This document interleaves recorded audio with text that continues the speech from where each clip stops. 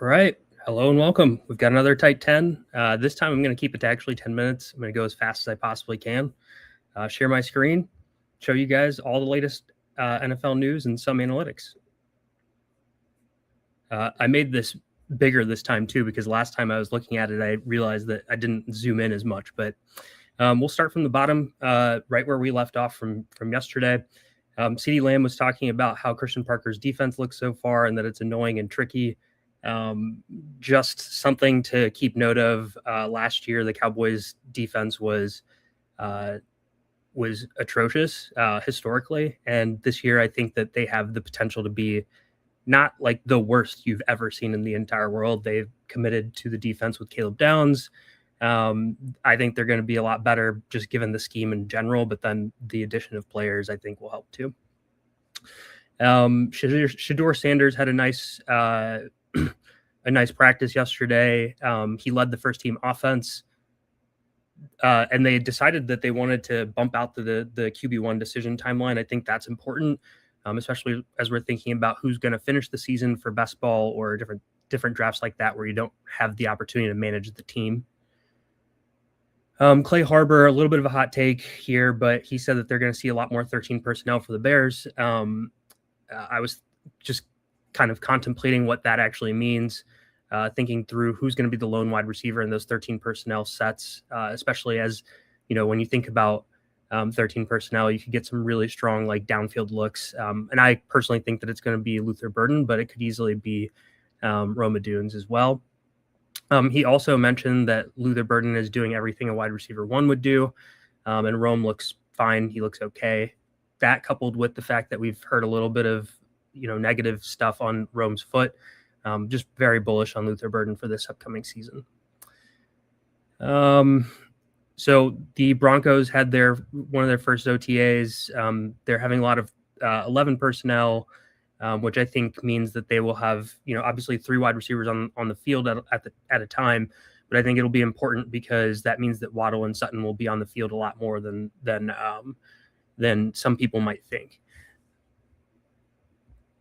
Moving on, there was some speculation yesterday that if J.K. Dobbins were to miss time, R.J. Harvey and Jonah Coleman would kind of split the work. Last year, it was mainly R.J. Harvey. Now they're thinking that there might be some sort of split. It's just good to know, especially as you're going into drafts and thinking through like the contingent upside value. Joe Alt and Rashawn Slater are ready for training camp. And then on top of that Mike McDaniels is going to create easy button targets for Justin Herbert. The offense is going to be more timing based than it is throwing to exactly where the receivers are, throwing to spots. I think we could see just incredible upside in that offense this year, and the prices don't necessarily reflect it. A lot of players are pretty cheap at the moment. Aaron Wilson talked about how Jaylin Noel is going to be the primary slot receiver right now. He had a nice touchdown pass yesterday. Nick Caley was talking about how he wanted to be multiple, balancing different personnel sets between 11, 12, 13, 20, etc. They did invest in a tight end. And so I'm just kind of thinking through like what kind of personnel sets are we going to see? How does that impact whether even Jaylin Noel will be on the field as much as we think? But it's good to know that he's kind of slotting into that slot role right now. But again, there's the unknown of what Tank Dell might end up being. Evan Ingram had a good practice yesterday. I don't think that's great news. That's not like big news to me. I still think that there's a chance that he gets cut. This is big. Jaydon Blue was working with the first team yesterday. Obviously, Javonte Williams is going to be the main like bell cow like we saw last year, but they kind of want Jaydon Blue to kind of like work into this new role where he can be that supplementary back, be the guy that brings some juice, complement Javonte Williams. He had a strong receiving profile coming out of college, and just maturity issues. It's good to know that like this is kind of trending in the right direction and that he might be the RB2. Jeff Hapley talked about Malik Willis his running ability, that he's dynamic, and that they're going to use his legs in the red zone. I think that's important for fantasy. There was an article that talked about how Brian Robinson came into Atlanta because he didn't really like his role in San Fran. But he's going to have a bigger role in Atlanta than he did in San Fran. So I think that's important too, because he's kind of slotting into the Algier role. David Blau is doing a lot of motion, play action. There's route variants. It's just going to be good stuff that I think we're going to see from the Commanders offense. I will skip defensive stuff. More Ryan Flournoy. Everybody likes him. I'm a big fan. There was some mention of the Cardinals running back room.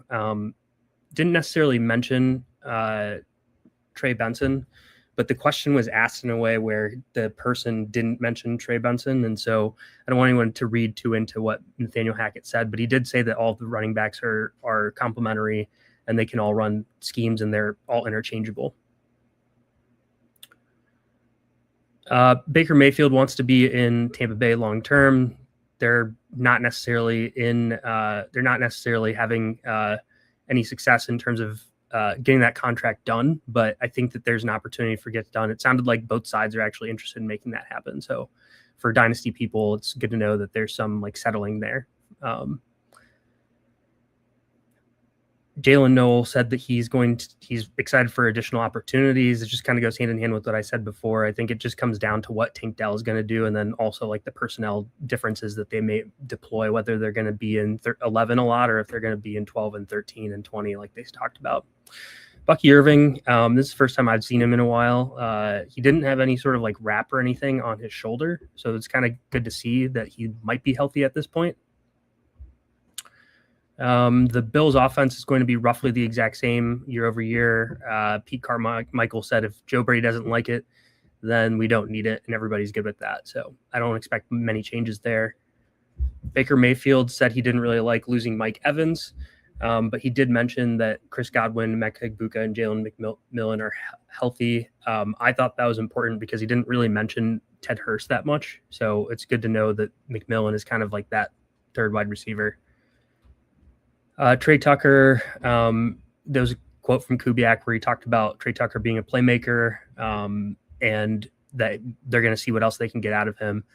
And the article also mentioned that he's not just going to play outside receiver. He might play some X, Z, or slot.